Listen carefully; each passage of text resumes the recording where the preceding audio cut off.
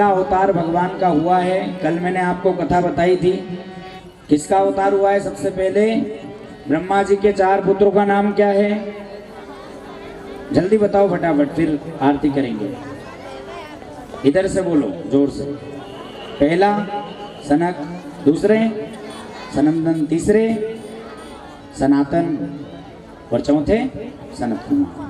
ब्रह्मा जी के 4 पुत्र हुए, सनक, सनंदन, सनातन और सनत कुमार। दूसरा अवतार भगवान का वराह के रूप में हुआ है, जिनको कि दक्षिण भारत के लोग बड़े भगवान के रूप में वराह को सबसे ज्यादा पूजते हैं। तीसरा अवतार नारद जी के रूप में हुआ, जिनको कि आप सब प्राय जानते ही हैं। ये भगवान का आवेश अवतार है। चौथा अवतार भगवान का नर और नारायण का अवतार हुआ है। ये कहाँ रहते हैं नर नारायण? बताओ, जल्दी बताओ, कहाँ रहते हैं? नर और नारायण कहाँ रहते हैं? प्रश्न उत्तर बताओ। हैं? अरे जरा जोर से बोलो भैया, ये मौका बंद करो। कहाँ पे? बहुत बढ़िया, वेरी गुड। एक और किसने बताया? तो फिर 100 रुपये तुम्हारा इनाम और 100 रुपये उनका, 200 रुपये गए अपने। ठीक है, अभी आके लेके जाना है। हाँ देखो, बात की बात है। नर और नारायण बद्रीनाथ में, बद्री का आश्रम में, और जो बद्रीनाथ में तपश्चर्या में लीन है। 5वां अवतार है भगवान का कपिल देव जी का अवतार, जिन्होंने अपनी माँ देवहूति को सांख्य शास्त्र का उपदेश दिया है। 6वां अवतार भगवान का हुआ है दत्तात्रेय जी का अवतार, जो कि अनुसुईया के यहाँ पर पधारे हैं।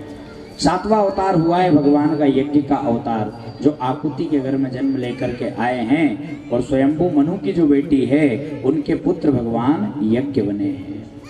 8वां भगवान का अवतार हुआ है ऋषभ देव जी का अवतार। ऋषभ यानी श्रेष्ठ, जिन्हें हमारे जैन भाई जो हैं, जैन जितने जैनी हैं वो सब प्रथम तीर्थंकर ऋषभ देव जी को मानते हैं। तो वास्तव में कोई धर्म अलग नहीं है, जैन धर्म भी हमारा ही है। सबसे पुराना जो धर्म है वो है सनातन धर्म, और उसी सनातन धर्म से एक एक सूत्र लेकर के सबने अपने अपने काम जमा लिए अलग अलग। भगवान का जो 8वां अवतार है वो ऋषभ देव जी के रूप में हुआ है, और जिनको जैन भाई प्रथम तीर्थंकर कहते हैं। 9वां अवतार हुआ है प्रभु का पृथु जी का अवतार। 10वां अवतार भगवान का हुआ है मत्स्य अवतार। 11वें अवतार में भगवान ने कच्छप का रूप धारण किया। 12वें अवतार में भगवान धन्वंतरी बनकर के आए। 13वां अवतार भगवान का मोहिनी के रूप में हुआ है। देखो, भगवान जब शरीर को बना रहे थे, शरीर की संरचना कर रहे थे, तो देवताओं ने सोचा कि भगवान स्त्री तो कभी बने नहीं, तो यहाँ पर भगवान ने मोहिनी का रूप भी धारण किया।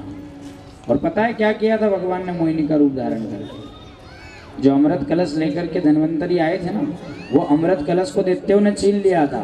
तो दैत्यों से भगवान मोहिनी बने, और फिर दैत्यों से वो अमृत कलश लिया, और फिर वो अमृत का पान कौन को कराया? देवताओं। तो महाराज भगवान ने मोहिनी का रूप भी धारण किया है।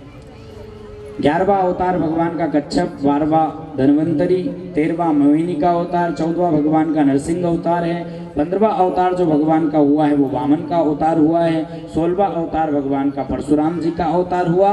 17वां अवतार भगवान का वेदव्यास जी के रूप में हुआ है। 18वां अवतार भगवान राम जी के रूप में हुआ है। 19वां अवतार भगवान बलराम जी के रूप में हुआ, और 20वां अवतार हुआ है हमारे बाल कृष्ण का, कन्हैया का।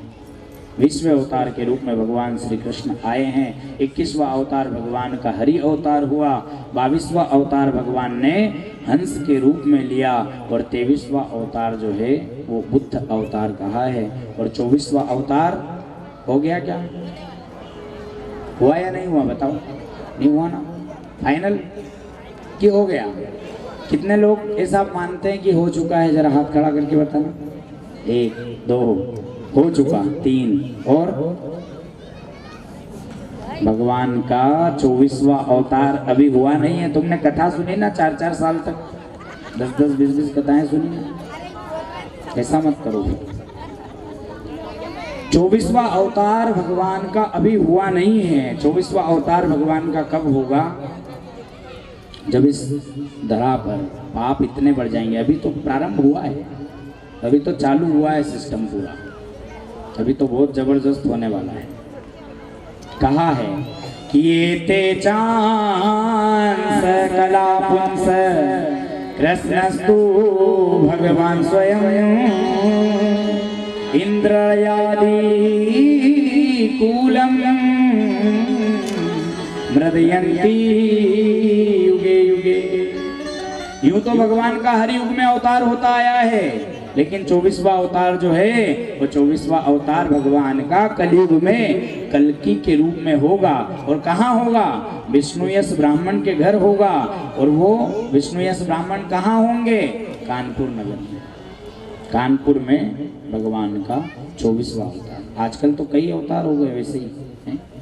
अपने आप को भगवान कहने वाले कई हैं, खूब पूजा करवा रहे हैं। कोई अपने चरण धुलवा रहा है साहब, कोई बड़ी व्यवस्था में चल रहा है, कोई जगत गुरु भगवान बन के फिर रहा है। अनेक व्यवस्थाएं।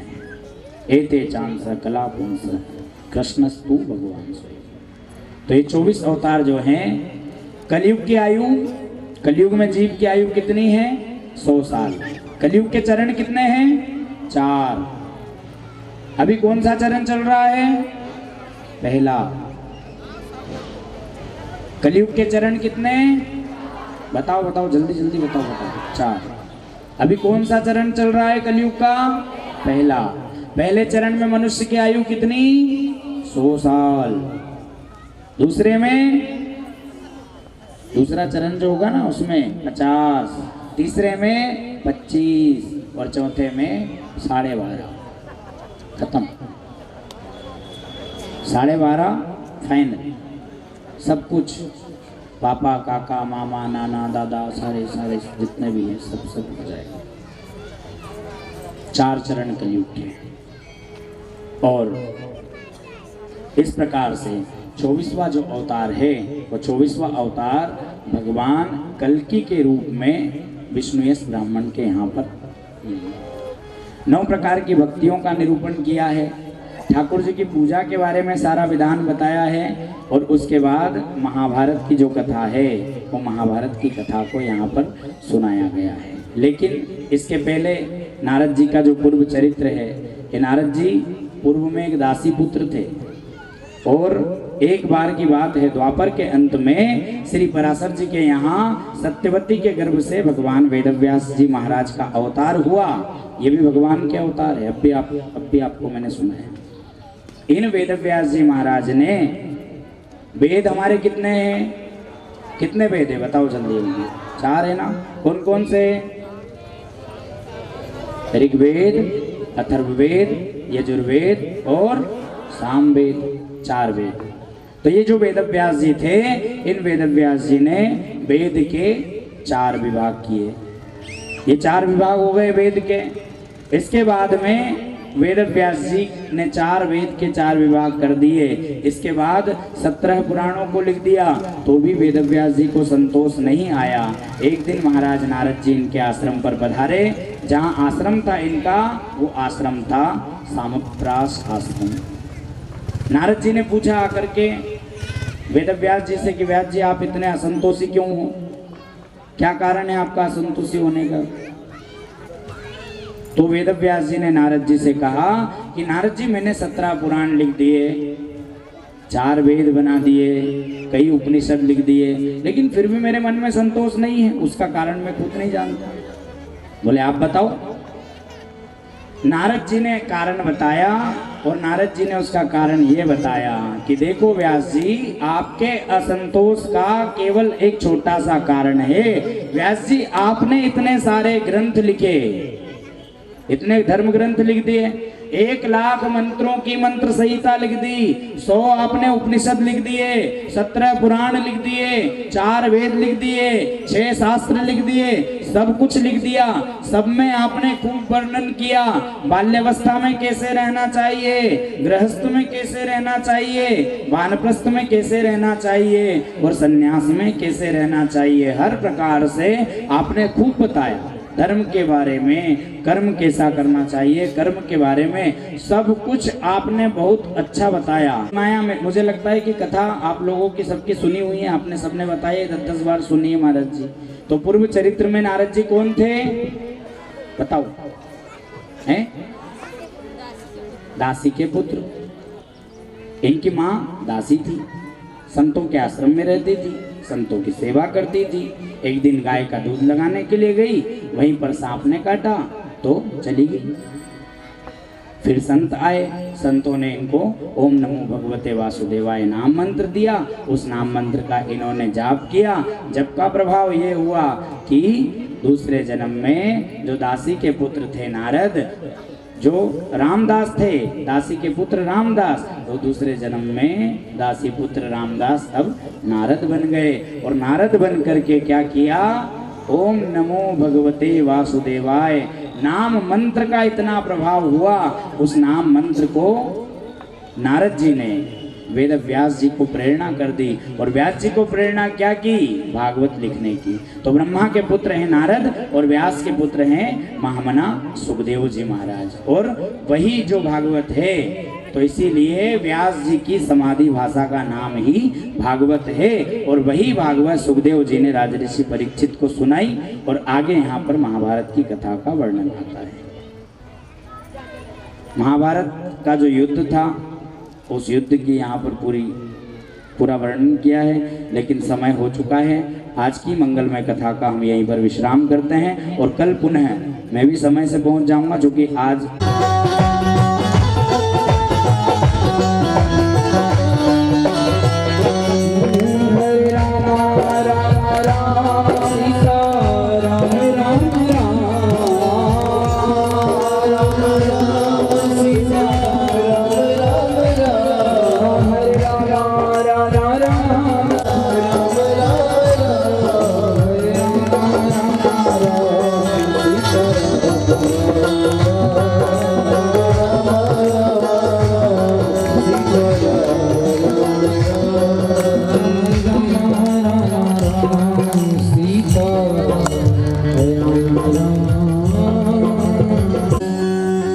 बोलिए सियावर रामचंद्र भगवान की, बावड़ी वाले हनुमान जी महाराज की, भागवत महापुराण की।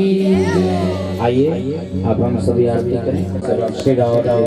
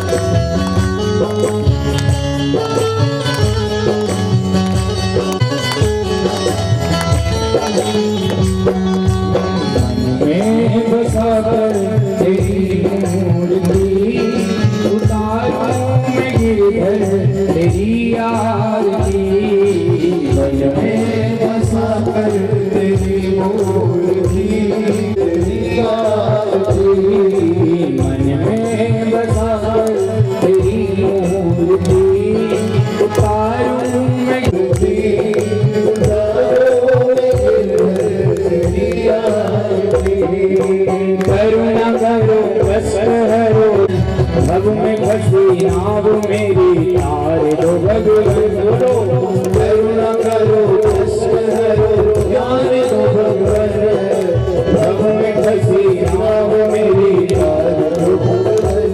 हाँ दर्द की दवा तुम्हारे पास है, दर्द की दवा तुम्हारे पास है, दर्द की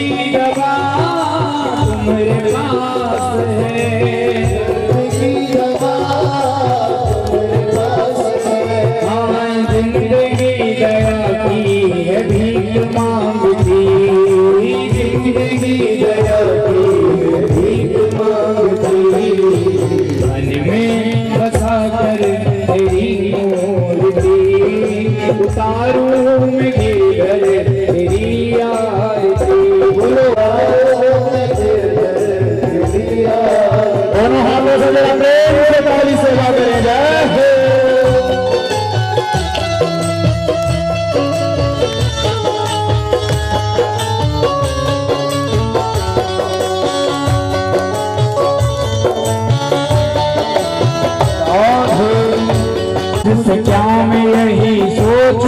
भगवन, जिंदगी जब तेरे नाम कर दी अर्पण।